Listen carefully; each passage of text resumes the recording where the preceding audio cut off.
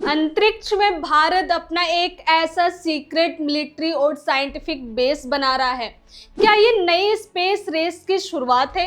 क्या in space refuelling और space कचरा हटाने के नाम पर तैयार किए जा रहे भारतीय रोबोट्स भविष्य में किसी भी दुश्मन देश के सैटेलाइट को पलक झपकते ही कंट्रोल करने की ताकत रखने वाले हैं?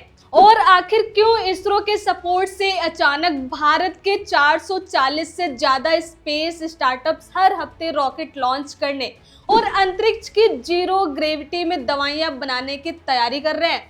क्या ये सब सिर्फ एक इत्तेफाक है या फिर ग्लोबल पावर डायनेमिक्स को पूरी तरह से पलट देने वाला एक साइलेंट और बेहद आक्रामक ऑपरेशन?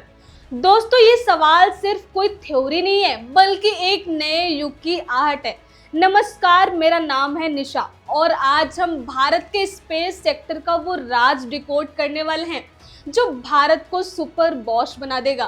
चंद्रयान 3 की ऐतिहासिक सफलता के बाद वेस्टर्न थिंक टैंक्स को लगने भी लग गया था कि अब भारत शांत बैठने वाला तो बिल्कुल नहीं है, और अब ठीक वैसा ही हो चुका है। असली खेल अब शुरू हो गया है। अहमदाबाद में तीसरे नेशनल स्पेस डे के मौके पर इसरो चीफ ने एक ऐसा ऐलान कर दिया है जिसने दुनिया भर की स्पेस एजेंसियों की नींद उड़ा दी है। दोस्तों, ऐलान यह है कि भारत 2035 तक अपना खुद का भारतीय अंतरिक्ष स्टेशन बनाने जा रहा है, और ये कोई छोटा मोटा प्रोजेक्ट नहीं है। इसे पूरे 5 मॉड्यूल्स में तैयार किया जाएगा, जिसके पहले मॉड्यूल को सरकार से बाकायदा मंजूरी भी मिल चुकी है और इसे 2028 तक अंतरिक्ष में स्थापित करने का कड़ा टारगेट सेट कर दिया है। भारत अब केवल चांद पर झंडा फहराने तक सीमित बिल्कुल नहीं है, बल्कि अंतरिक्ष में अपना एक परमानेंट और शक्तिशाली ठिकाना बना रहा है। दोस्तों, गगनयान मिशन तो सिर्फ एक शुरुआत है, एक ट्रेलर है। असली मास्टर प्लान है अंतरिक्ष में इंसानों की लंबी मौजूदगी। दोस्तों, जब भारतीय एस्ट्रोनॉट्स महीनों तक स्पेस में रहेंगे तो वहां माइक्रोग्रेविटी में जीवन विज्ञान, चिकित्सा, पदार्थ विज्ञान और विनिर्माण जैसी तकनीकों पर ऐसे साइंटिफिक और स्ट्रेटेजिक एक्सपेरिमेंट होंगे जो धरती पर मुमकिन ही नहीं है। ये केवल एक रिसर्च स्टेशन नहीं होगा, बल्कि स्पेस में भारत की सॉवरेन पावर का एक तैरता हुआ किला होगा। दोस्तों, आप खुद सोचिए, एक ऐसा देश जो कुछ साल पहले तक दूसरों के रॉकेट पर निर्भर था, वो आज अपना खुद का स्पेस स्टेशन बनाने जा रहा है। लेकिन कहानी सिर्फ इसरो और सरकारी मिशन तक सीमित बिल्कुल नहीं है। असली तूफान तो भारत के प्राइवेट स्पेस सेक्टर में उठ रहा है, जिसके आंकड़े देखकर बड़े बड़े ग्लोबल स्पेस प्लेयर्स हैरान और परेशान हैं। साल 2014 में भारत में स्पेस स्टार्टअप्स की संख्या महज 1% के आसपास थी, लेकिन आज अगस्त 2026 तक ये आंकड़ा 440 को पार कर चुका है। ये कोई हवाई कंपनियां नहीं है, बल्कि ये वो जेनजी इंजीनियर्स, कोडर और साइंटिस्ट हैं जो असंभव को संभव बना रहे हैं। इनमें से एक भारतीय प्राइवेट कंपनी ने तो 18 जुलाई को अपना पहला प्राइवेट रॉकेट सफलतापूर्वक लॉन्च भी कर दिया है। और इनका विजन क्या है? अगले साल के मध्य तक हर महीने एक रॉकेट लॉन्च करना। कंपनी ने 3 ऐसे एडवांस प्लांट लगा लिए हैं जो हर महीने एक रॉकेट तैयार करने की क्षमता रखते हैं, और इनका लॉन्ग टर्म गोल सुनकर आपके होश उड़ जाएंगे। ये कंपनी हर हफ्ते, जी हाँ, ये कंपनी हर हफ्ते एक रॉकेट लॉन्च करने का टारगेट लेकर चल रही है और आगे चलकर दिन में कई लॉन्च करने की तैयारी है।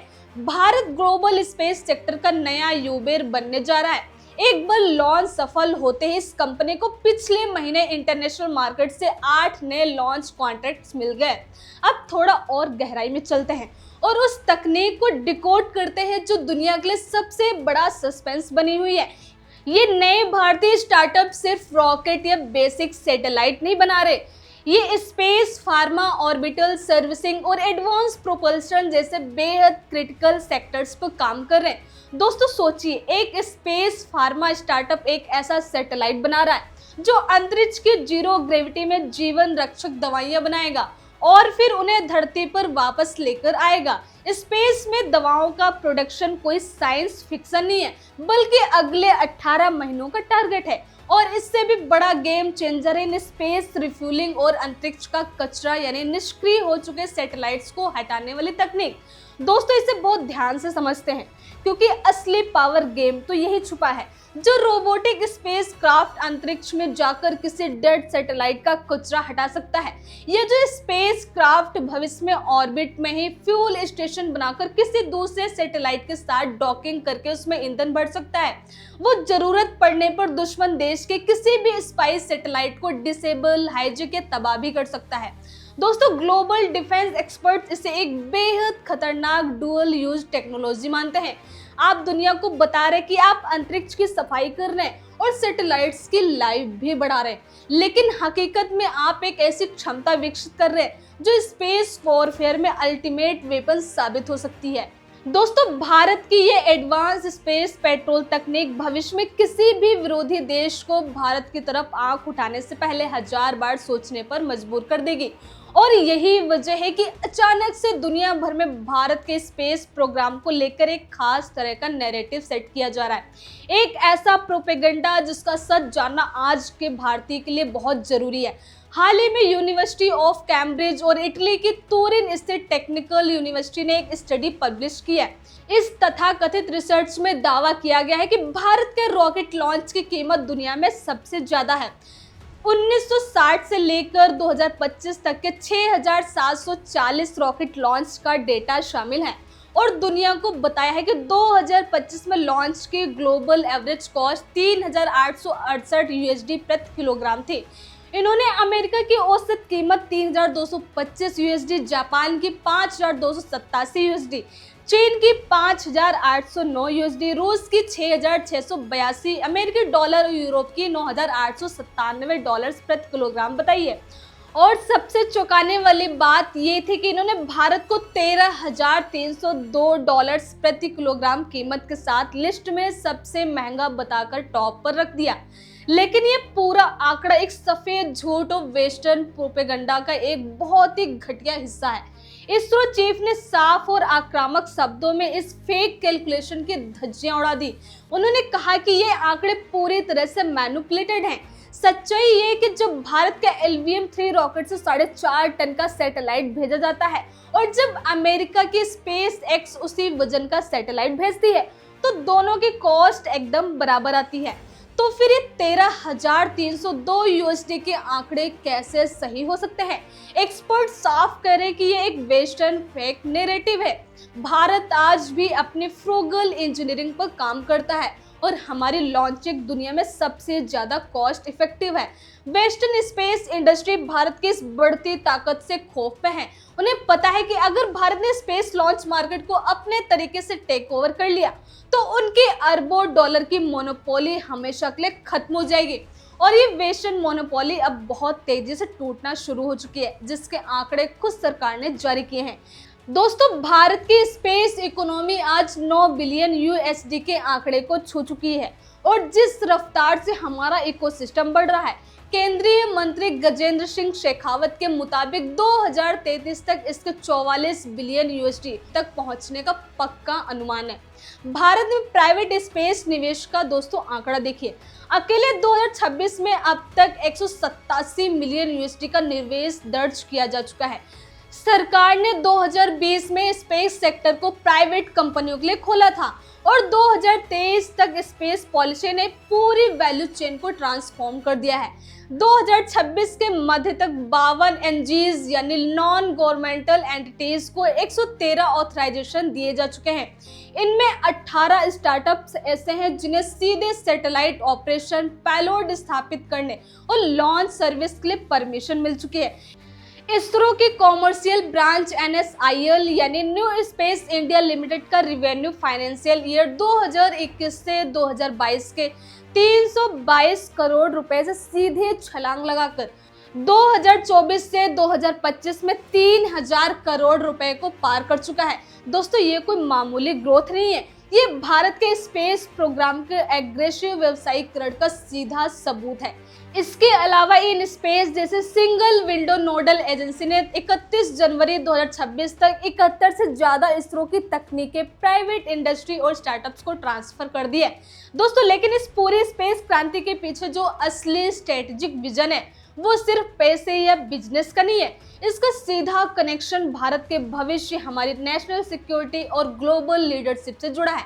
अभी दोस्तों प्रधानमंत्री नरेंद्र मोदी ने भारत के 20 प्रमुख स्पेस स्टार्टअप्स के सीईओ और संस्थापकों के साथ एक बेहद अहम और लंबी बातचीत की है। इस बातचीत से ये साफ हो गया है कि भारत सरकार अब बैक सीट पर नहीं है, बल्कि पूरी तरह से फ्रंट फुट पर खेल रही है। पीएम मोदी ने प्राइवेट स्पेस सेक्टर को पूर्ण मदद का भरोसा दिलाते हुए बहुत ही कॉन्फिडेंट अंदाज में कहा है कि हम लागत के मामले में दुनिया में सबसे ज्यादा प्रतिस्पर्धी हैं। हमारे पास टैलेंट को लेकर कोई सवाल ही नहीं है और हमारे युवाओं में जोखिम उठाने की क्षमता सबसे अधिक है। पीएम मोदी ने एक बहुत बड़ा स्ट्रेटेजिक पॉइंट रखा। उन्होंने कहा कि जो भारतीय वैज्ञानिक, कोडर और इंजीनियर विदेशों में जाकर दूसरी स्पेस एजेंसियों को महान बना रहे थे, वो अब अपने देश वापस आ रहे हैं। दुनिया भर के टैलेंट को अब ये महसूस होना चाहिए कि उन्हें भारत में किसी स्टार्टअप या स्पेस एजेंसी से जुड़ना चाहिए। प्रधानमंत्री ने अपने भाषणों का वीडियो साझा करते हुए एक बहुत ही पावरफुल स्टेटमेंट दिया। उन्होंने कहा, मैंने अयोध्या में कहा था कि यह बदलाव के एक नए दौर की शुरुआत है। इस नए दौर में भारत वैश्विक स्तर पर अंतरिक्ष में अपनी मौजूदगी लगातार बढ़ा रहा है। तो दोस्तों, क्या अंतरिक्ष भारत के रामराज का अगला पड़ाव है? तो बिल्कुल ऐसा ही है, क्योंकि रामराज का मतलब सिर्फ एक सांस्कृतिक पहचान नहीं है, बल्कि एक ऐसा सशक्त और आत्मनिर्भर राष्ट्र है जो दुनिया का नेतृत्व कर सके। पीएम मोदी ने साफ कहा कि आज भारत के जेएनजी इंजीनियर, डिजाइनर, कोडर और विज्ञानी नई तकनीकें विकसित कर रहे हैं। चाहे प्रोपल्शन सिस्टम हो, कंपोजिट मटेरियल हो, रॉकेट स्टेज हो या सैटेलाइट प्लेटफॉर्म हो, भारत के युवा आज उन सेक्टर्स में डोमिनेट कर रहे हैं जिनकी कुछ समय पहले कल्पना भी नहीं की जा सकती थी। आज 64 साल का पुराना भारत स्पेस प्रोग्राम सिर्फ चांद तारों की बातें नहीं कर रहा, बल्कि सीधे आम आदमी की जिंदगी बदल रहा है। इसरो चीफ ने बताया कि देश अब 50 से अधिक क्षेत्रों में अंतरिक्ष आधारित सेवाओं का इस्तेमाल कर रहा है। इनमें पृथ्वी की निगरानी, दूर संवेदी तकनीक, टेलीकम्युनिकेशन, टीवी ब्रॉडकास्टिंग, दूर शिक्षा, आपदा की सटीक चेतावनी, बॉर्डर सिक्योरिटी, नौवहन और रियल टाइम सर्विलांस जैसी बेहद क्रिटिकल सेवाएं शामिल हैं। इसके अलावा हमारे स्टार्टअप स्पेस टेक्नोलॉजी के नए इस्तेमाल पर फोकस कर रहे हैं, जिनमें अगले 18 महीनों में ग्लोबल ग्राउंड स्टेशन नेटवर्क स्थापित करना शामिल है, जो पूरी दुनिया का डेटा ट्रैफिक कंट्रोल करेगा। साथ ही सैटेलाइट आधारित कृषि समाधान से भारत के किसानों को सीधा फायदा पहुंचाया जा रहा है। अब दोस्तों, इस पर आपका क्या कहना है? आप कमेंट बॉक्स में जरूर बताइए। धन्यवाद।